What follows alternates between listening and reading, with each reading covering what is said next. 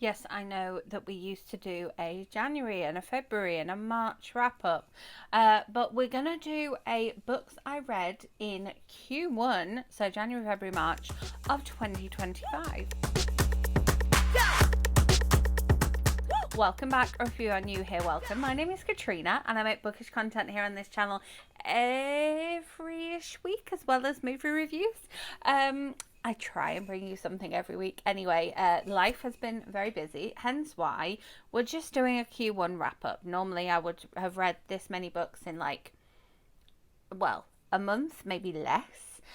So yeah, we're going for it. So let's start with the books I have physical copies of. So I read Women Living Deliciously by Florence Given. I had read Women Don't Owe You Pretty by Florence Given and really enjoyed it. And then I was browsing a Waterstones and I came across this one. It is nonfiction and it is absolutely beautiful. It says this book will unpack the many barriers women face when trying to access joy. For too long, women have internalized the self-belief that our bodies are things to be looked at instead of lived in, that it's embarrassing to fully express ourselves, that we cannot trust the parts of ourselves that are full of desire. And it does talk about there's your end pages. I mean, it's just a beautiful book.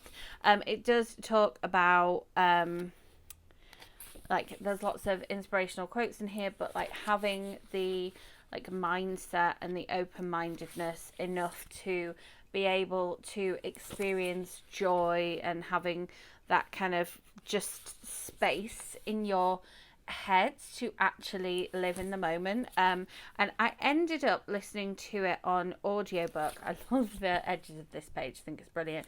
I ended up listening to it on audiobook, even though I fully intended to sit down and read this beautiful physical copy.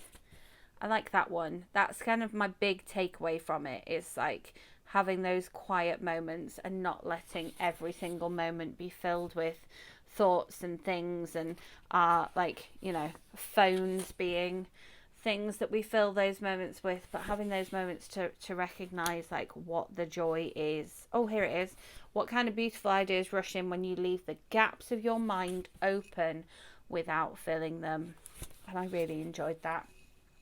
So yeah, speaking of things I read physical copies of, I read the new Amanda Lovelace. I actually read this on World Book Day. We had an everyone reading in class moment. I was like, I want to read something where if I need to speak to my class at the same time, I can do. So I picked this up because obviously it has I've still got stuff from school in here. Obviously it has poems that you can dip in and out of, and is very beautiful, like Amanda Lovelace's other books. I don't know what that is on the edge, just a bit of fluff. It doesn't have as many illustrations in as her other books do, and it's definitely, the pink cover kind of gives you an idea that it is a little bit softer than her other books. I think there are some illustrations in the back which I think is fabulous, but in her other books it's a lot more kind of shouty and angry, and this one is definitely a little bit softer. But yeah, like a moth, she makes it her mission to find the light in everything, no matter how short her life may be.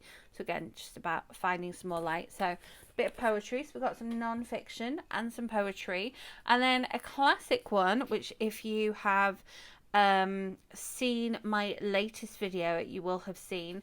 But in Q1, I managed to finish What If I Never Get Over You by Paige Toon. Just squeaked it in as my last read of Q1. So this is the 2025 book from Paige Toon, and I fully talk about this one in my video where I review it and talk about an event vlog that I went to with Paige Toon. I do have a full Paige Toon playlist, so I will link that up above in case you are a Paige Toon fan. But here's the blurb for you.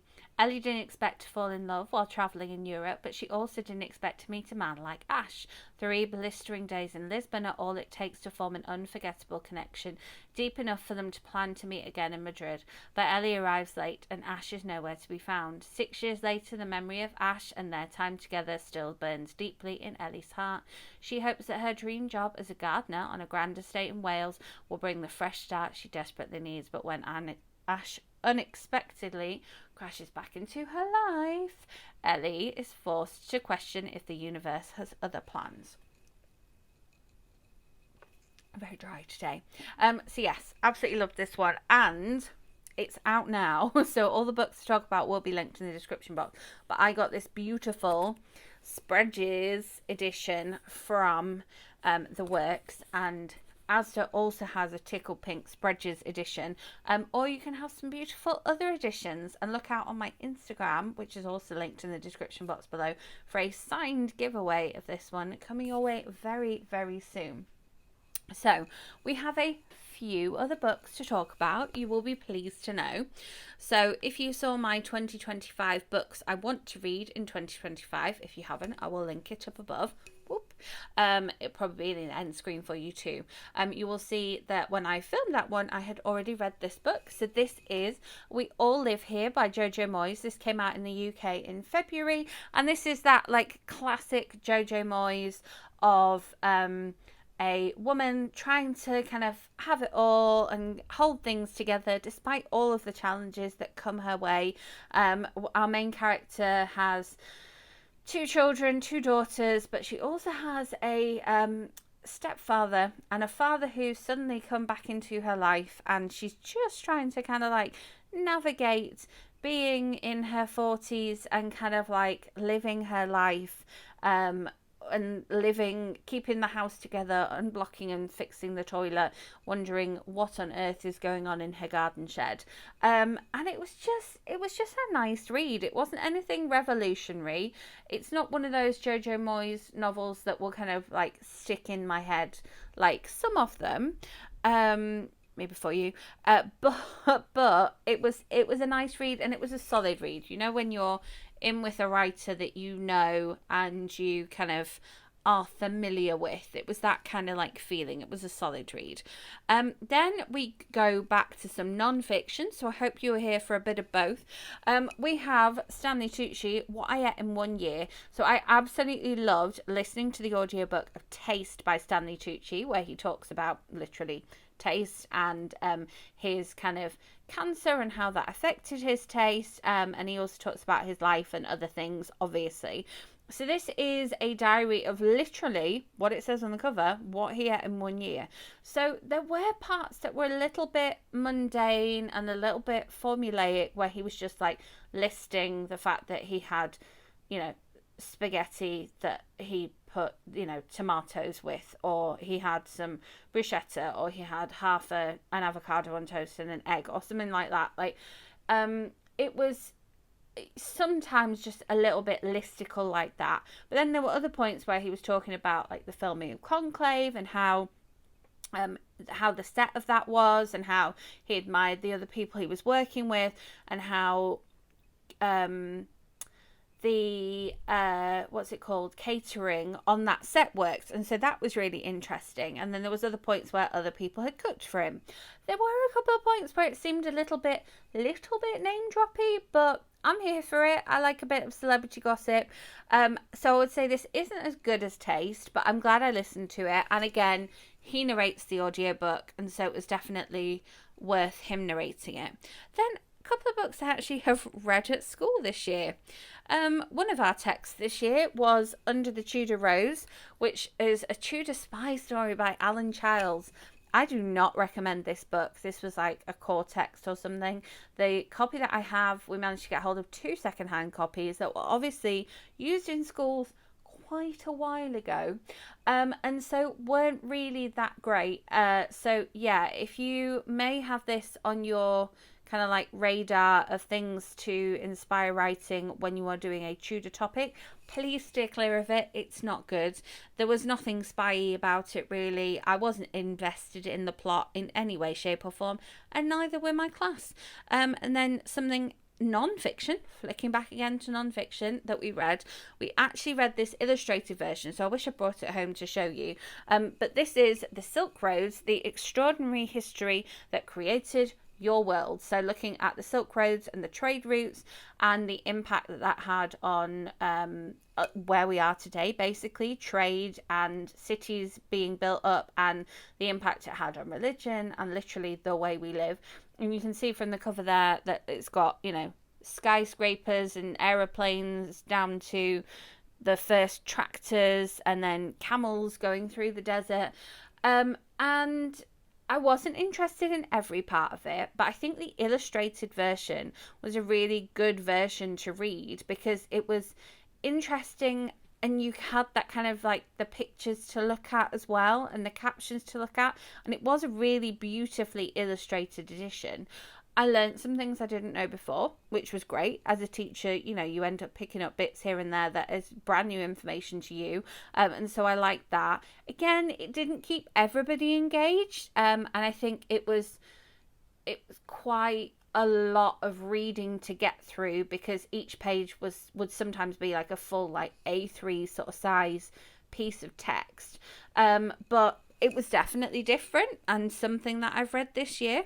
And then a fiction book that I've read this year by an author I knew and loved, but had seen this book and hadn't picked it up, so read it with the class. It was biographical as well, so it's technically fiction, but this is When Hitler Stole the Pink Rabbit by Judith Kerr, which again, I'm glad I read it. There was moments where I was a little bit worried for the main characters, and lots of our predictions were to do with like the families getting split up or people being evacuated or people dying, which is kind of like realistic when you're reading about World War II stories. There are 2 other books in this series. I would definitely be interested in reading the 2 other books in this series, so do let me know in the comments if you have read them. And I think this is marketed, I think it's marketed more to adults than it is to children, but I think it's in that like YA older readers section when you're browsing in Waterstones or what have you. And so again, let me know if you've read this one and what age audience you read it with, or what age you were when you read it, because I'd be interested in that one. I liked it. Again, I didn't think it was like revolutionary. I think that the things that I showed you at the beginning are probably the books that I have enjoyed the most. However, we're going to talk about 2 books that are part of a series. 2 books that are part of a series I have read. And yeah, I really enjoyed these ones. So, being Christmas, I read this in like February. Basically, I had the audiobook of it and it kept returning to the library, so I kept having to come back to it. This is A Jingle Bell Mingle by Julie Murphy and Sierra Simone. So this is a Christmas Notch novel. So there are now 4 books in this series. This is book 4. And these are set in and around the adult movie industry, because Christmas Notch is basically where they film like Hallmark films, but they also film like erotic Christmas films there too. And one of the main places they go is a strip club where there is a waitress who, the North Pole, where's a waitress named after a reindeer, and so it's quite sexy. And we like that. Like, the sex scenes in it are brilliant, and a lot of the characters are not just straight. There's a lot of queer representation in here, and it's very sex positive and sex industry positive and sex worker positive, which is great. And it's also very inclusive in terms of the characters are often fat, or there's disabilities or illnesses, or people have been bereaved. It's like funny, diverse, and yet that doesn't in any way take away from the plot or in any way take away from the sexiness of it. The inclusion's not there just as a token thing. It's just part of the characters and who they are, which I think is an incredible thing to pull off for authors, because I think a lot of authors try to be inclusive and then it then takes away from what they're actually trying to write or the story they're trying to tell you. And then because I read this one, I also read this one that came out in July. So this is a Christmas Notch in July novella. And this is technically 3.5. So this is book like 3 in the series. But this is Seas and Greetings, again, Julie Murphy and Sierra Simone. And again, even though this is a short one, I still didn't manage to get through it before it returned to my library, so I ended up having to wait and then finish reading that. And this is a complete story in its own sense. Not both of these books, not all of them are set in Christmas Notch, as you can see here. And I love that about them. This one felt very soap opera-y. I think just because it is shorter, it is a novella. It's not a full-length novel. However, it doesn't stop it from being spicy and as spicy as the other books in the series. And I'm really hoping that there are some more books coming our way this year, because I highly recommend this series. I think it's great as a, spicy romance, being completely inclusive and Christmas themed. I mean, what more do you need in your reading life? So yeah, we've gone from full-on non-fiction Silk Roads trade routes to spicy romances. My reading this year has been quite diverse, and I like that. And then finishing off with another memoir that I listened to on audiobook and was read by the author, and this is Rebel Rising by Rebel Wilson, and is read by Rebel Wilson. And if anything, this improved my perception of Rebel Wilson. I like a Rebel Wilson movie. I think she's very funny. Love Pitch Perfect. I can rewatch those films till the cows come home. But listening to this book, I was like, oh, like it gave me insight into her life. There are points in the book where she's actually crying, reading out her own writing. And I think that listening to it on audiobook was the absolute right thing to do, because it meant that I just sympathised with her that little bit more. Now, this is not completely a sob story, and there are moments when she's like, I don't know how I got to be lucky at this, and I don't know how this happened. And it does talk about the fact that, like, she came from completely normal working class roots, and dad was a bit in and out, and mum was a bit in and out, and she is quite a self-made woman, and I like that about her. And the fact that she sort of went out and tried to like do the baby thing by herself as well, that's all part of it. And I enjoyed this more than I thought I was going to.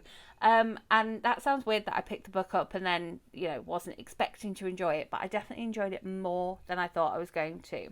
So yeah, there you have it. I have read 11 books so far in Q1. As I'm filming this, it is the Easter holidays. I've got my Easter bunny scrunchie in. And I have managed to already read a significant chunk more than like the first month of the year. So I'm really hoping that pattern continues. And when I come to you here at the end of June telling you about what I've read in the second quarter of 2025, that it is greater than 11. But do let me know in comments what you have read so far this year. I mean, it'll be depressing that you've definitely probably read more than I have, but let me know. Is it, have you read a mixture of like fiction, non-fiction, memoirs, poetry, kids books, adult books? Like what's the balance been for you? And as well, it's been a bit of a mixture of like audiobooks and not all audiobooks, because sometimes I come to you and it's when they're all audiobooks. So I'd say it was about 50-50 there. Let me double check. Audio, not audio, not audio, not audio. 6 and 5, 50-50, exactly as I said. I love that. That's great. So yes, let me know in comments what you've read so far in the year. As always, if you enjoyed this video, give it a thumbs up. Make sure you are subscribed and hit that notification bell so you don't miss out on future bookish content. I will try to bring you some more. I have my quick reads of 2025 vlog coming your way, so you're not going to want to miss out on that one. I will see you with my next video. Thanks for watching.